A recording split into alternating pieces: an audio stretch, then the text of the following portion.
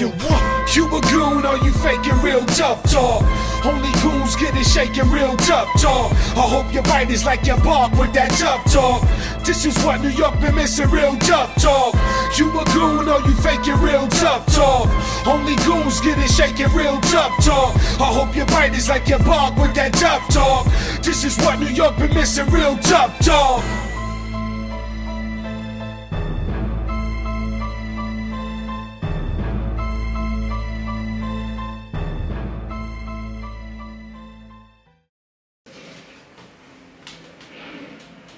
Hey people, what's going on? We want to thank y'all for being here with us. I'm Stephen J. I'm here with my partner Ghost, and we want to welcome you to Real Tough Talk Brooklyn edition. We was asked by Darren, commissioner of the BQFL, owner of the BQFL, to do a little Easter special for y'all. We want to wish y'all a happy Easter also.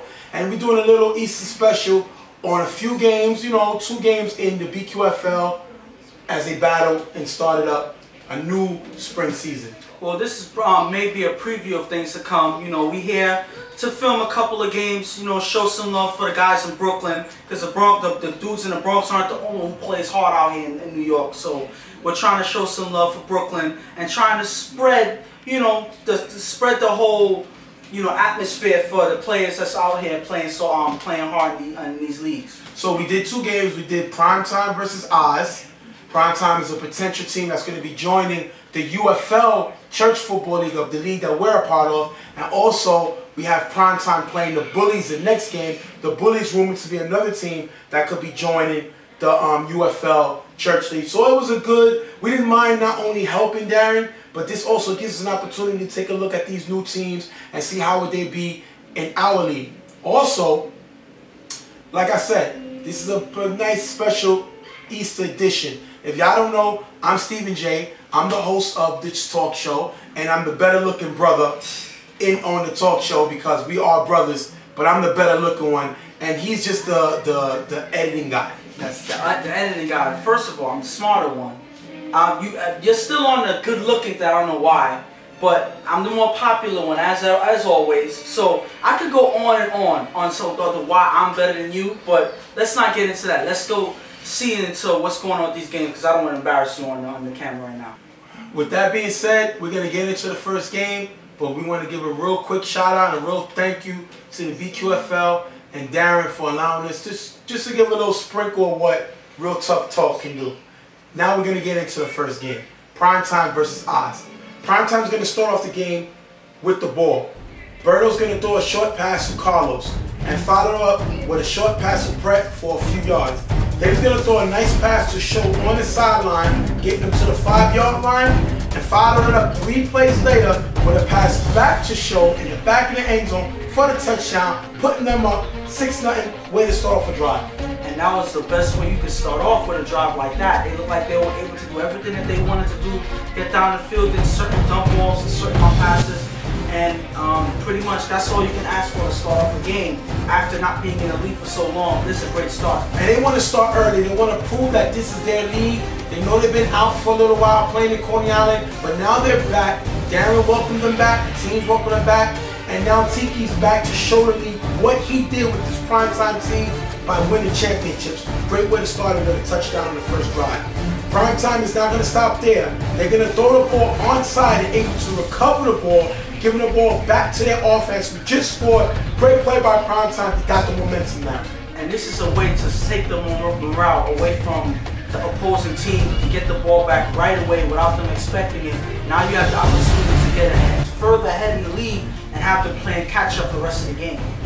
Berto's going to hand the ball off to Lamar, who's going to run for a short gain. Then Berto's going to follow up with a pass to Meek on the sideline, but he's going to just miss them, forcing Primetime to end up punting on this series. I think that's going to hurt them. That hurts your momentum turn. They had the momentum, got the ball back, and now they're not able to really move the ball, and now they're going to have to punt.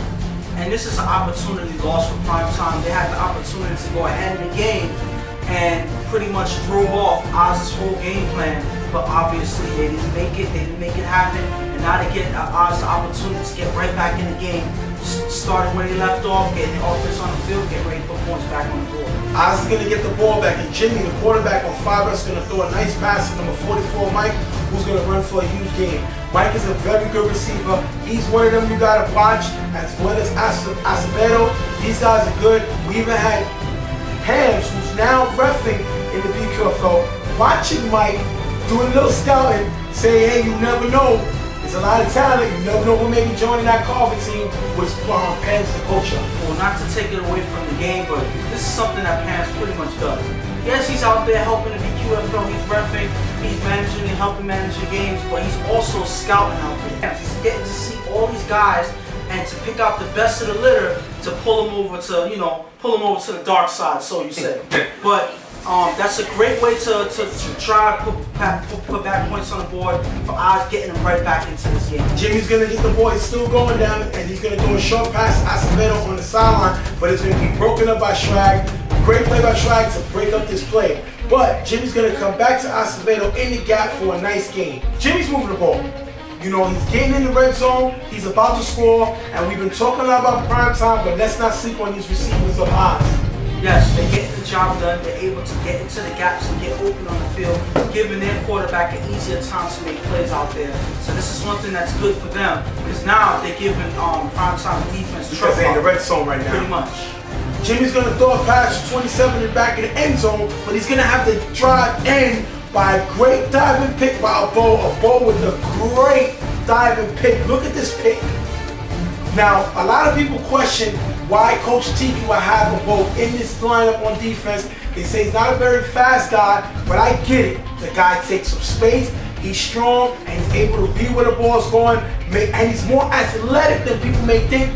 Great play here to shut Oz down in their tracks. And that's fundamentals right there. If you see the way he's dropping back on an angle. So now he gets to actually pay attention to the quarterback, and he's able to turn around, pay attention to the receiver in the back of him, as well as put a wall up with his hands to try to take away the gaps for him to throw in the back. That's a great way to be a corner and take away that corner from the quarterback. And he's able to make a play in front of him by jumping for that ball. That's a textbook way to play cornerback. Great play by Bo. Birdo's going to get the ball back. Remember, they're up 6-0. Birdo's going to throw a pass to Disco, who's going to miss the ball, and it's going to be intercepted by Josh, who's going to run it back to the line of scrimmage. Disco got to make this catch. I know Birdo may have his sail a little bit, but he played with Disco. That's his receiver. Disco has made this catch in his sleep. Disco's a veteran and can't make a mistake like this by mistiming your jump. He's going to do it here. Ball's going to be intercepted. It comes off as he didn't expect the ball to get there as fast as it did because he reacted way too late for that ball. That's pretty much a swing and a miss in baseball. He swung too late. He jumped for that ball way too late and gave the opportunity a chance to make a play. He jumps on time. That's a different story. Well, Oz is going to capitalize with Jimmy finding Mike in the front of the end zone for the touchdown, putting them up. They go for 2, 8-6. Great play by Jimmy, using the turnover to capitalize and get Oz right back in the game. And this is something, if you're prime time, this is something you didn't need because now Oz has their momentum. They're battling back. They're fighting to take over this game. You give them an opportunity and they're running away with every opportunity you give them. Great play by Oz to take back the game for himself. Oz now is going to attempt their own onside throw, and it's just going to be recovered by Prime Time. Luckily, Prime Time got a lucky bounce because I thought Oz was going to get this ball back. Birdo's going to throw a pass to Disco for a few yards, coming back to the receiver. That shows confidence in your offense. Birdo's going to throw a nice pass over the defender to Meek in the back of the end zone for the touchdown, 14-8, Prime Time. And I like this guy, Meek. He's long. He's got a long arm reach, and he makes a big play here, touchdown. Gets Prime Time to be right back. And this is just one of the receivers that has wingspan out there. They're able to get the ball. Meek is pretty much one of the guys that can go and make plays out there. This is an offense that you have trouble with when you have guys making plays like this. Great way to take back the game. Seems like they're going back and forth. One thing that's very consistent for Prime Time is their offense. Great play out there to put points back on the board for them. Oz is going to get the ball back, and Jimmy's going to throw a pass to Mike, standing across the field for a nice gain. Then he's going to find Golly on the run. Golly's not going to get no gain. Great stop by Prime Time, but they're going to come back to Golly in the front of the end zone for the touchdown, giving them the tie. 14-14. Great play by Jimmy. No, he wasn't able to get the run to Golly, but finds with the pass, puts him right back in the game. And And that shows that just because one play didn't work, that doesn't mean you take the player out of the game. And he goes right back at him. He finds a gap and they're able to make a great play out there to move their offense ahead.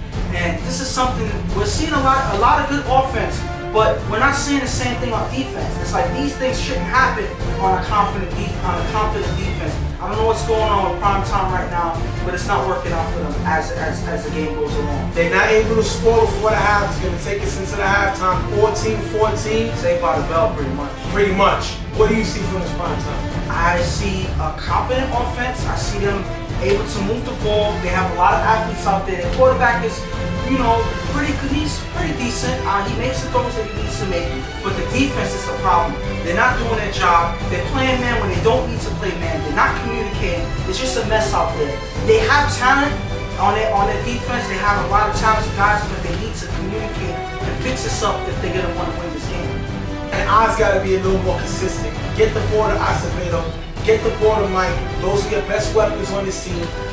Primetime cannot guard them. So if you find these guys, especially in space, give them plays that you just go after them, you're able to make plays and attack this very, very inconsistent primetime defense. That's going to take us in the second half now. Jimmy's going to pump fake and then throw a great pass to Acevedo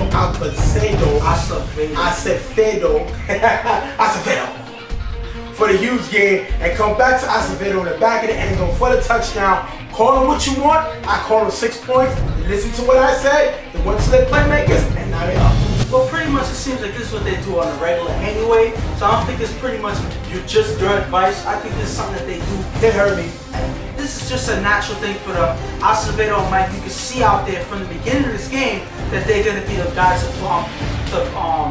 to make things happen out there. They're able to get open. Acevedo, especially on this drive, and they're able to put points on the board to get ahead in this game. They're up 20-14. Now Primetime's going to get the ball back. Berto's going to overthrow Disco in the gap, and it's almost going to be intercepted by number 27.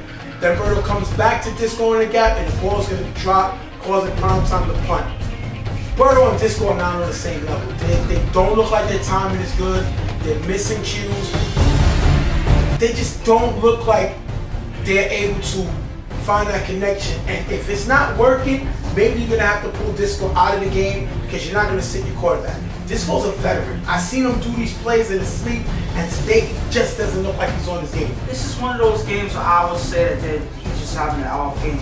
I'm not going to say that this is something that's a regular thing, but this is not a game where you want to, you know, on your day back, you don't want to start playing sour and not making the plays that you need to because your teammates need you out there. Hopefully he can fix this up towards the end of the game because they need him out there. Jimmy's going to throw a deep pass to number 6. It's going to almost be intercepted by Wayne, and he's going to end up throwing the ball in the end zone and have it knocked away by Lamar to force Oz a punt. Great play by Wayne, great play by Lamar. These guys are playing great defense. They stop Oz in their track. They cannot afford Oz to score again. Oz is going to have to punt. And this is one thing. They were struggling on defense, and I saw them early in this game, but they're making plays right when they need to, and that's the way to fix up the mistakes you made at the beginning of the game.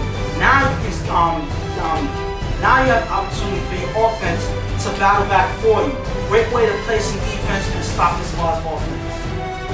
Primetime's going to get the ball back, and Berto's going to hand the ball off to Lamar for a short gain. Then he's going to chop up the field in several plays, and this is what I like. This next play, they're going to be in the red zone. Tiki's going to call a timeout because he doesn't like the way this offense is lined up against the defense.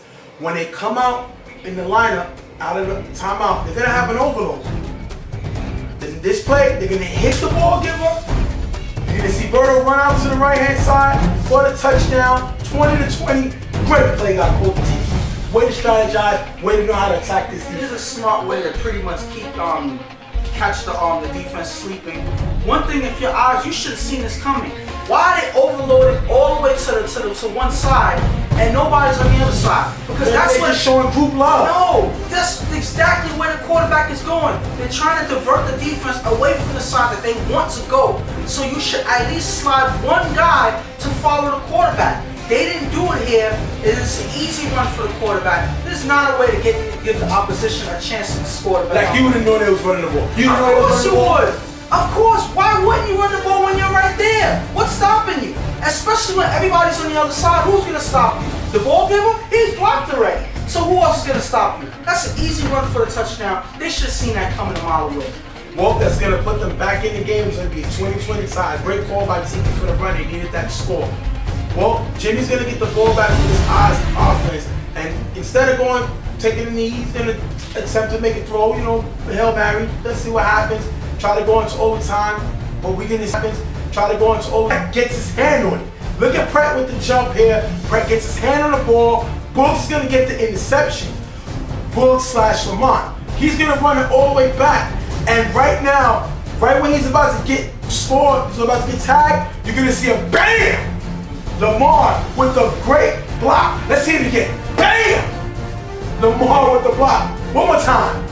BAM! Lamar with the great George Allen block. To see the sideline, giving Lamont, a.k.a. Brooks, this walk in for the touchdown. Great play by Primetime, picking up the block. Lamar with the great block, giving Primetime the win, 26-20. There's a lot I gotta say about this one play right here. Here we go. Let's get into the play that actually happened. As you get into the play, one thing I can say about Primetime, they pick up their blocks. They go out there and they make sure that they have their guy with the ball a free run to wherever he wants to go on the field. They're pretty much his escort out there and they do their job well. One thing is, this block right here, a couple guys was arguing and saying that it was a block in the back. If you look here closely, Lamar makes a great block on the side of the defender, or in this case, the person trying to stop him from scoring. Right. If he didn't make that block on the side, that's not a touchdown. And so he's going to overtime. Pretty much, he saved the day on that one block. That's one way to stick to the game, stick to the game plan, stick to the play, don't give up on it. He runs all the way down the field and makes a great block all the way at the end of the field. That's determination, and that's the way to stick to it. Now, for Oz, why? That's my word. Why?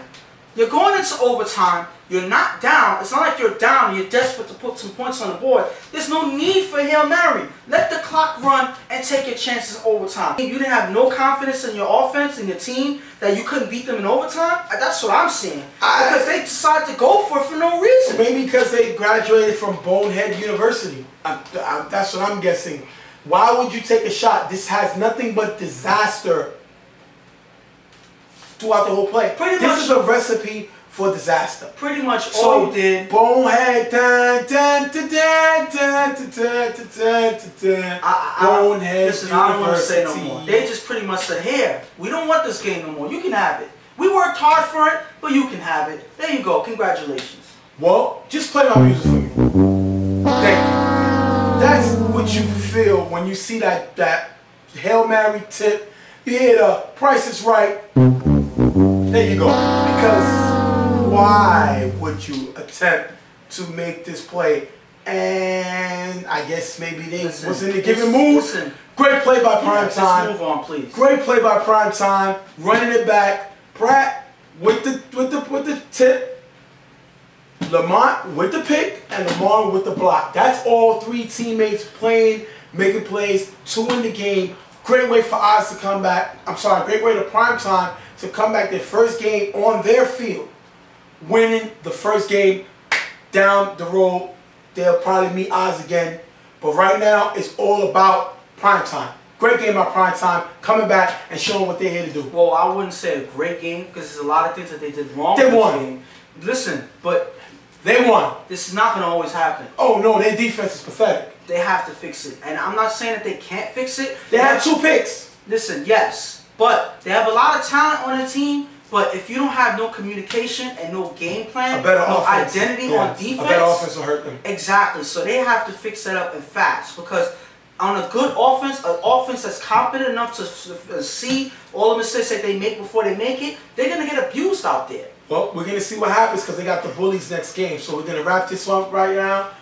Primetime winning 26-20, and they got a next game versus the Bullies.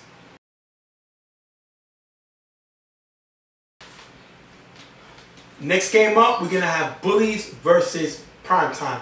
Bullies have a lot better offense than Oz, which is a team Primetime just played. So hopefully they got it together because the mistakes they made against Oz, Bullies are going to capitalize if they do against them. And this is the Bullies is pretty much a stacked team.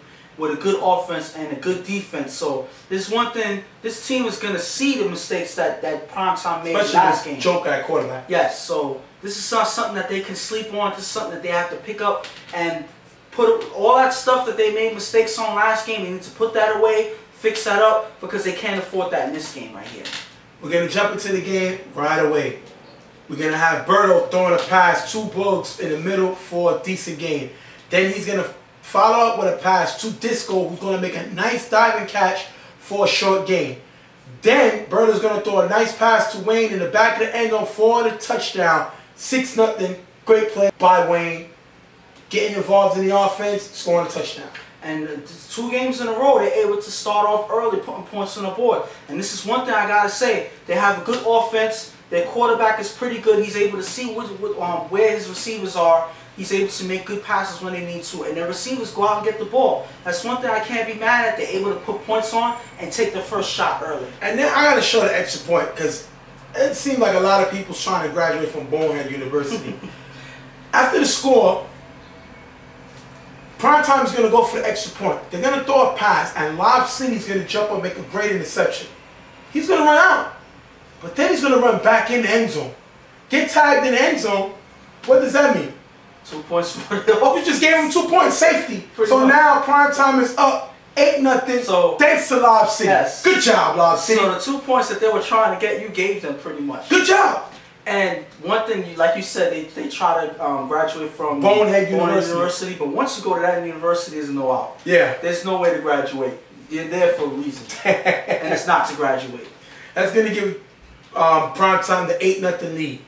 Bully's going to get the ball. Joker, who I think is a very great quarterback.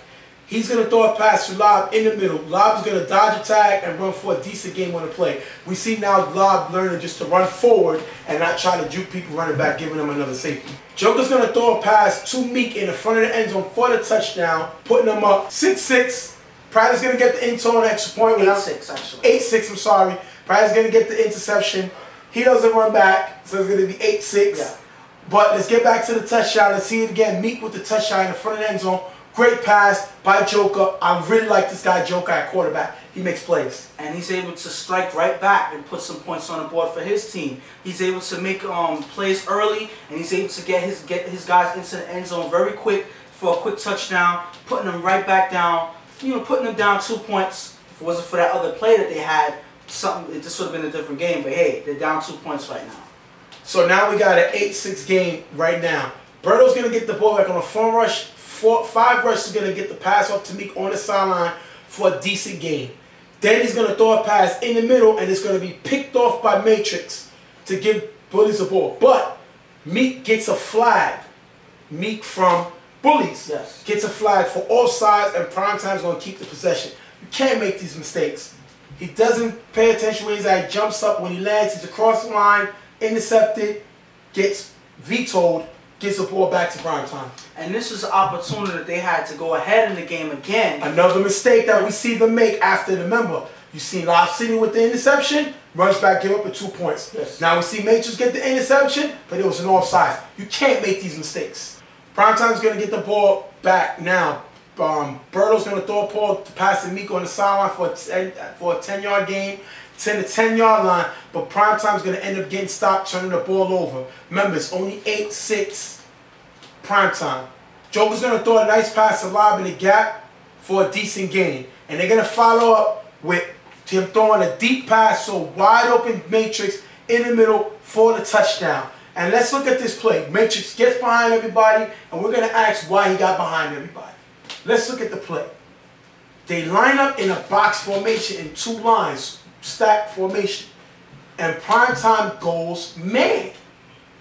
If you look at this play right now up the gap, Lamar has nobody. Matrix is his guy. He doesn't pick him up. He's staying deep right. Matrix shoots right down the middle. Touchdown. You gotta know when to get out of this man. They're showing you they've been a box formation.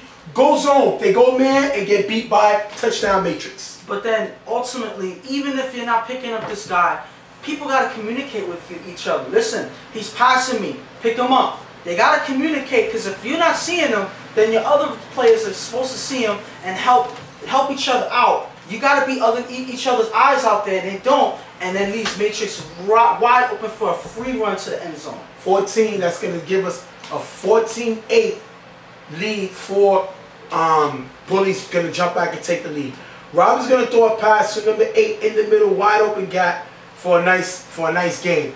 Then Berto's going to throw a pass to Meek in the middle of the end zone for the touchdown. Great play by Meek. I like this dude. This dude is tall, he's lanky, he goes after the ball, makes a play here, puts Prime Time right back in the game. And this is a way to keep in it with your offense. The offense is doing everything they can to keep in this game. But I don't know if their defense doesn't buckle up, there's going to be them chasing the game over and over again, going back and forth. And I don't think their offense can hang in there too long. But that's a great play. Way to drive down the field, make the play. It's 14-12, take us into the halftime. What did you see from Prime Time this game? More of the same on their defense. No communication, pretty much no game plan, no identity. Guys are not talking. They're not paying any attention to what's going on the field. And they're making mistakes out there. You can't just be talent and speed rushing for the ball because it's not going to work with any type of offense out there. So they have to fix this up unless, you know, they're looking for some long games out there where they're going to be chasing the rest of the game. And Bullies are making mistakes. They should be blowing out Prime Time. They're keeping Prime Time in the game. 1 interception, offside. 2 interception, they get a safety on themselves. You can't make these mistakes, especially in the BQFL, because these teams will capitalize on it. Now we're going to jump in the second half. Joker's going to drive and throw a pass to Matrix, crossing in the end zone for the touchdown, putting them up 20-12. And let's look at this play now. Once again, we see Prime Time go man. You're going to see Matrix on the right-hand side and Meek on the inside. They're going to run a crisscross. Now, my issue is if they're in a man, that means Jigga on the outside will pick up Meek going to the outside, and Pratt on the inside is going to pick up Matrix going to the inside. Pratt freezes, as you see. And now he's in no man's land because he can't get over to Meek, and he don't have no help coming back to Matrix. Leaves Matrix wide open. Joker finds him in the end zone for the touchdown. That's all Pratt. He's too smart and too talented to make these mistakes. He makes it here. And this is pretty much something I'm looking at the whole offense, the whole defense is doing. They're all making the same mistakes out there. They're not paying attention, they're not communicating, and they're not picking up the guys that they're supposed to. If you're going to a man, if you're in a man defense, you're supposed to pick up the guy before they even start the play. You're supposed to know exactly who you're going after. It doesn't seem like he knew if he was going after anybody, he's just going after the person that's closest to him. But when they're both in front of him, he doesn't know who to pick up. And by that time, all the quarterback has to do is make one decision and at least 6 points. And now we have a 20-12 lead for we have a 20-12 lead for the Bullies. And it just frustrates me with these mistakes. They're continuously going into man when they should be in a zone. They play man, and they do it again, and now they get burned on it. They don't know when to switch, and it happens again here. So now we're going to have, actually it's 14-20. Yeah.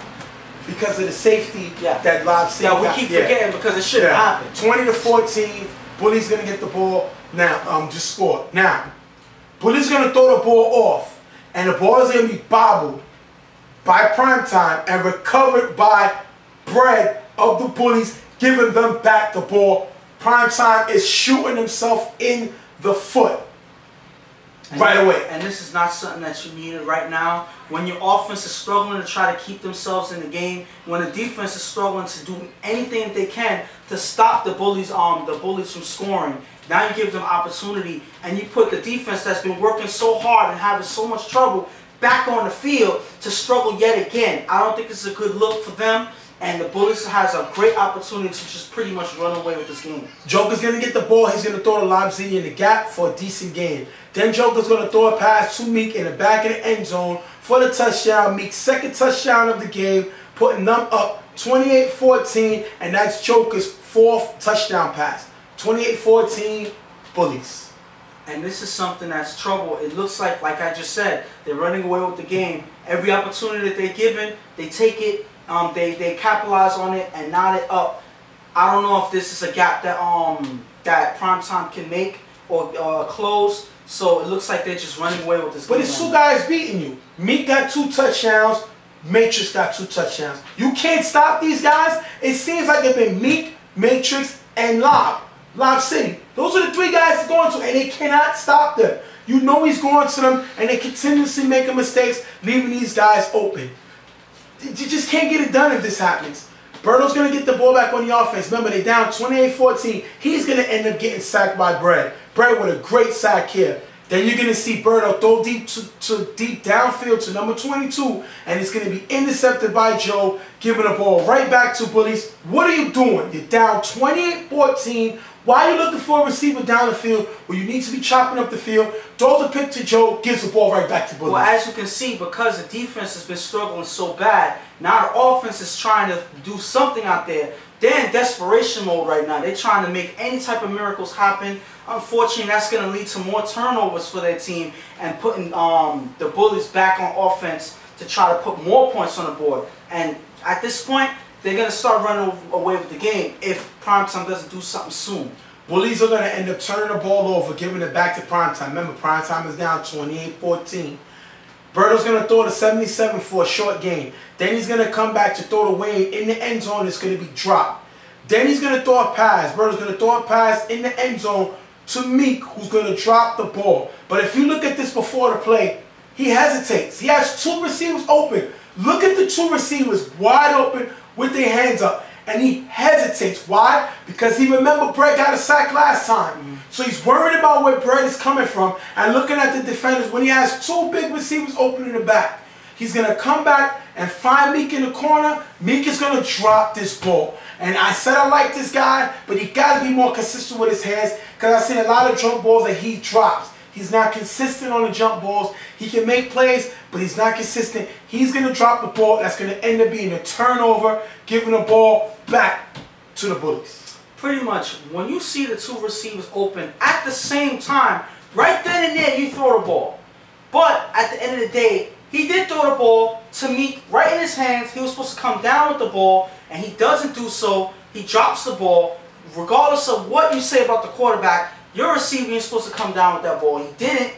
Gives the defense a chance to knock it out of his hands, and they make a turnover because of that. The whole offense is not looking good right now towards the end of the game, and this is the wrong time to start throwing things away. Bullies going to get the ball.